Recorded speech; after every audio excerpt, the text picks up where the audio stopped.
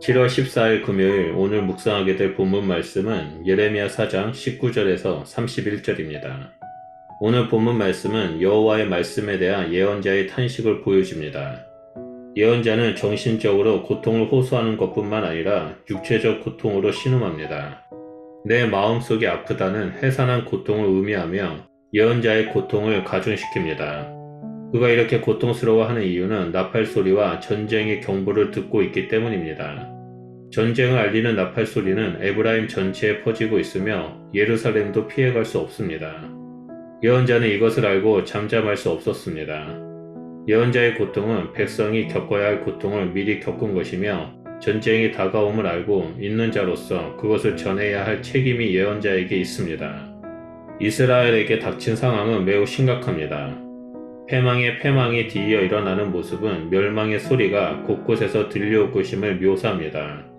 뒤이어 온 땅이 한순간에 탈취를 당했다라고 말하며 이스라엘이 심각하게 파멸될 것임을 보여줍니다. 20절은 나의 장막과 휘장이 파멸된다고 기록하고 깃발과 나팔 소리를 언급하며 어느 때까지 즉 전쟁이 오랫동안 지속될 것임을 암시합니다. 이스라엘 백성과 함께 살아가는 예언자는 백성과 함께 고통을 받는 자며 백성보다 먼저 고통을 받는 자입니다. 22절은 내 백성을 언급하기 때문에 주어가 하나님으로 바뀌었음을 알 수 있습니다.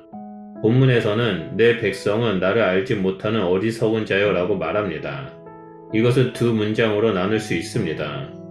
첫 문장은 진실로 내 백성은 어리석구나이며 둘째 문장은 그들은 나를 알지 못한다입니다. 이를 통해 이스라엘이 어리석은 이유를 보여줍니다.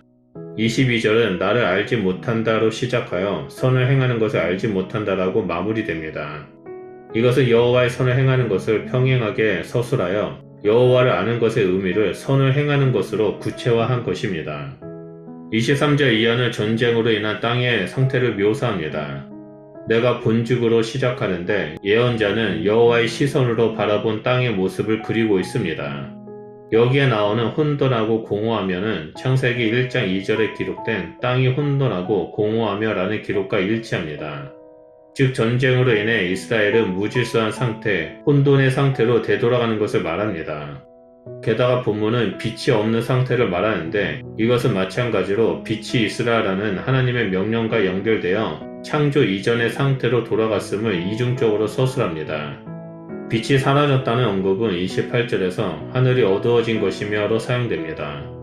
따라서 23절에서 28절은 이스라엘의 완전한 혼돈과 파괴를 보여줍니다. 요동하는 산들과 작은 산은 이스라엘이 이방신을 숭배하던 장소입니다.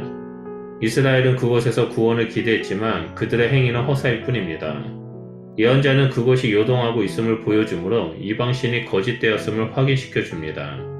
신이 요동함으로 그곳은 사람들의 발길이 끊기게 되었을 뿐만 아니라 공중을 날아다니는 새도 사라졌고 좋은 땅은 황무지로 변했습니다. 27절은 다시 여호와의 목소리를 기록합니다. 땅이 황폐할 것이나 내가 진멸하지 아니할 것이며 라고 말씀하십니다. 이는 심판 이후에 구원을 기대할 수 있다는 것을 의미합니다. 구원은 심판 이후에 올 것입니다. 28절은 다시 하늘이 어두워질 것이고 땅을 슬퍼할 것입니다. 본문은 여호와의 심판으로 이스라엘의 생존자가 없고 하늘과 땅이 유일한 생존자인 것처럼 묘사합니다. 28절에 내가 이미 말하였으며 작정하였고는 계획을 공개적으로 선언함으로써 변경이 불가능함을 보여줍니다. 뒤이어 나오는 후회하지 않는다와 돌이키지 않는다 역시 변경 불가능이라는 것을 강조합니다. 29절에 북방에서 오는 자들로 기병과 활 쏘는 자들이 등장합니다. 기병은 땅을 울리는 소리를 내며 활 쏘는 자들은 바람을 가르는 소리를 냅니다. 이러한 소리는 공포 그 자체입니다. 그들이 쳐들어온다는 소식을 듣고 예루살렘에 남아있는 자들을 없앨 것입니다. 이스라엘 역사에서 패권 국가의 침략은 주전 8세기 후반부터 끊이지 않았고 굉장히 많은 사람들이 포로로 끌려갔기 때문입니다. 예레미야 4장 5절에 견고한 성으로 도피하자라고 말했지만 기병과 활 쏘는 자들 앞에서 그것은 아무런 소용이 없습니다. 사람들은 성읍을 버리고 도망하여 예루살렘이 폐허가 될 것임을 암시합니다. 적의 침입 앞에 이스라엘은 고통을 당하며 신음하게 됩니다. 나의 심령이 피곤하다라는 말은 생명이 다해간다라는 의미로 죽음의 위기에 처한 이스라엘을 표현합니다. 탐욕을 쫓아 살아가고 하나님이 아닌 다른 것을 주인 삼는 삶을 살아가는 사람들에게 오는 결과는 하나님의 심판입니다. 반면에 하나님을 알고 하나님 아버지의 마음으로 선을 행하며 말씀에 순종하는 자들에게는 구원을 얻게 될 것입니다. 우리가 살고 있는 세상은 점점 악해지고 하나님의 뜻과 반대되는 악한 일들이 쌓여가고 있습니다.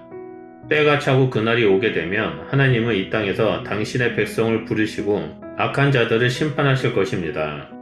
그렇기에 우리는 하루하루를 살아갈 때 하나님의 백성된 삶을 살아야 합니다. 하나님을 알고 하나님 말씀에 순종하며 선을 행할 때 우리는 하나님의 형상을 드러내는 예수 그리스도의 제자가 될 것입니다. 오늘도 예수 그리스도의 제자로서 하나님의 백성으로서 거룩함 가운데 머물며 말씀에 순종하는 그리스도인이 되시기를 축복합니다. 기도하겠습니다. 하나님, 죽을 수밖에 없는 우리를 구원하시고 하나님의 백성으로 예수 그리스도의 제자로 우리를 불러주셔서 감사드립니다. 우리가 이 땅에서 하나님을 깊이 알고 하나님의 선한 일을 행하는 자가 되겠습니다. 우리의 삶을 통해 하나님 큰 영광 받아주시고 우리의 삶이 세상을 변화시키는 일들이 일어날 수 있도록 역사하여 주시옵소서. 그래서 다시 오실 주님의 길을 예비하며 주님과 날마다 동행하는 예수 그리스도의 제자가 될 수 있도록 함께하여 주시옵소서. 우리와 함께 해주심을 감사드리며 예수 그리스도 이름으로 기도드립니다. 아멘.